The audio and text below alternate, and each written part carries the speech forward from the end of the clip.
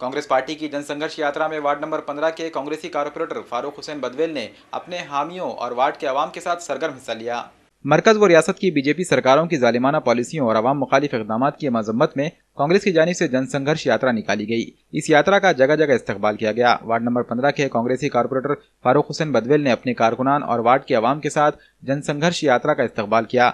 यात्रा में शामिल होकर यह काफिला मुख्तलिफ रास्तों से होते हुए नया मुंडा मैदान में मुनक़िदा जलसेआम में पहुंचा। फारूक बदवेल ने कहा कि अवाम के एतमाद को जबरदस्त ठेस पहुंचाने वाली बीजेपी हुकूमतों को अवाम अगले इंतखाबात में इबरतनाक सजा देगी। फारूक हुसैन ने उम्मीद जाहिर की कि मरकज व रियासत में एक बार फिर कांग्रेस ही इख्तिदार में आएगी, तभी सही मानों में अवाम और मुल्क के अच्छे दिन शुरू हो जाएंगे।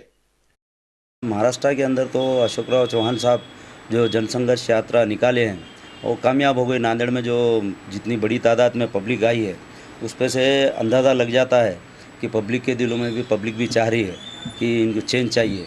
तो इंशाल्लाह वापस मुख्यमंत्री बनेंगे अशोकराव चौहान साहब और अच्छी तरीके से सरकार चलेंगी कांग्रेस, ऐसी उम्मीद है।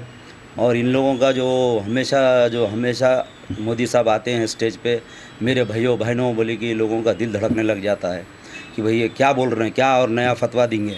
उसलिए डर के लोग क्या है दिल थाम के बढ़ जा रहे हैं। तो ये सबके सामने आ गया इनका चेहरा, झूठ के सिवा कुछ भी नहीं है। 15-15 लाख रुपए अकाउंट में आते बोले, आज तक तो 1000 रुपये भी अकाउंट में आए नहीं। और जितने स्कीम इन्होंने डिक्लेयर कर रहे अमलबजावनी एक में हो रही नहीं।